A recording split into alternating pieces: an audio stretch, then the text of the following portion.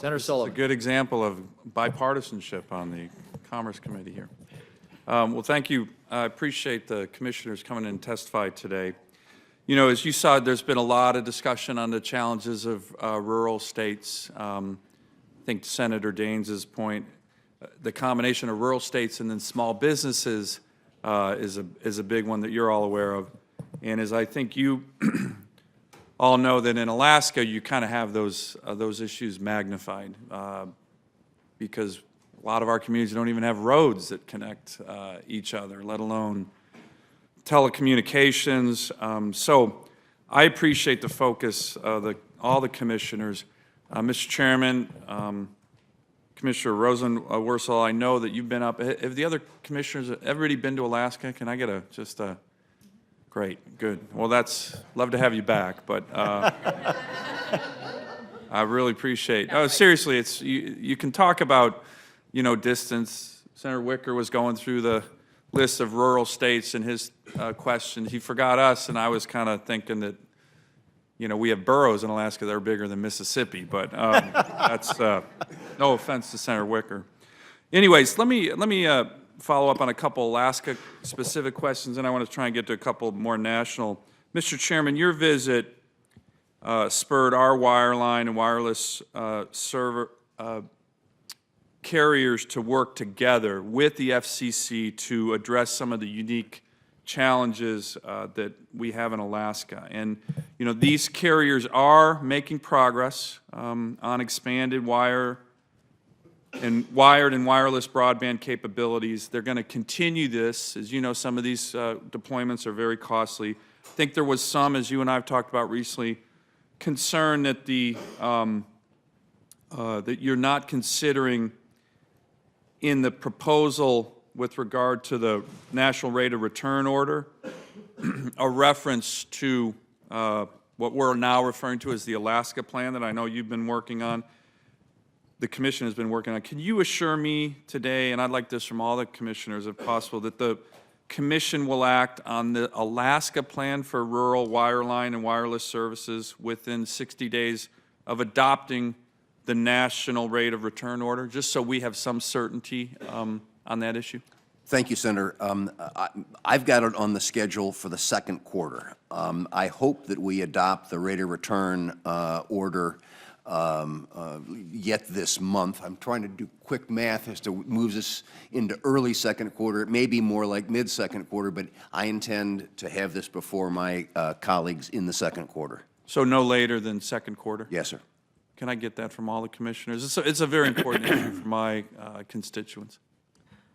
Yes, and I will also point out that in the current rate of return decision we have before us, I've actually asked for the Alaska issues to be addressed right now, that. recognizing there's rural and then rural Alaska, which are two different things. Well, we would, you know, that would be ideal, but if we can, and you and I have talked about it, Happy to. Mr. Chairman, that would be the best kind of second order effect. If we can get a, no kidding, second quarter, you know, drop dead date in terms of certainty is very important. No kidding. Yes, sir. Right. Can I get that from all the other commissioners? Just a yes or no on that. Yes, Senator. Just your commitment. Yes, absolutely. Absolutely. Great. Thank you. Let me just, going back to certainty again, and Senator Peters talked about the Connect America Fund Phase 2. And again, although that deployment started for CAF Phase 2 last September, the FCC has yet to publish an order for the Alaska's price cap carrier, who submitted a detailed plan over a year ago for using CAF 2 support to deploy broadband to the thousands of unserved Alaskan households there. Can you provide me a timeline when you think the commission is going to complete its work setting up the terms of a CAF Phase 2 for the Alaska price cap carrier? Yes, sir. And in my thinking, the two roll together, and these are both second quarter. Okay. And is that, again, I don't need to get it from everybody, but if the chairman agrees that that's the timeline, I think that's important. Yes. Yes. Yes. Great. Let me ask this is kind of broadening out, you know, Commissioner O'Reilly, I know you've been focused on a couple of the issues. I just want to ask in a final question, but really any of the commissioners can mention it. And Commissioner Rosenworcel, you mentioned this actually in your testimony, but the issue of streamlining the infrastructure permitting process, it clearly impacts Alaska, particularly on federal lands, of which we have, you know, over 60% of our lands are federal. But it's really important to help, as you know, to encourage and deploy new technologies, to not burden them. Can you give us a sense, is there, first of all, is there consensus on the commission that this is something that we need to do? It seems to me it's kind of a no-brainer. And yet, the challenges of this broader infrastructure deployment issue,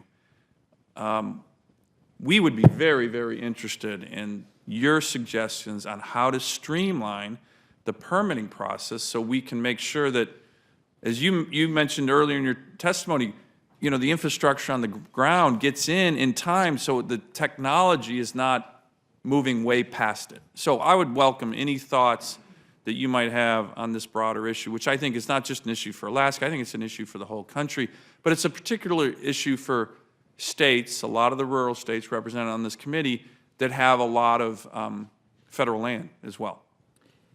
Yes, Senator. So I've put forward a number of different ideas I think would be helpful to facilitate infrastructure building and deployment going forward.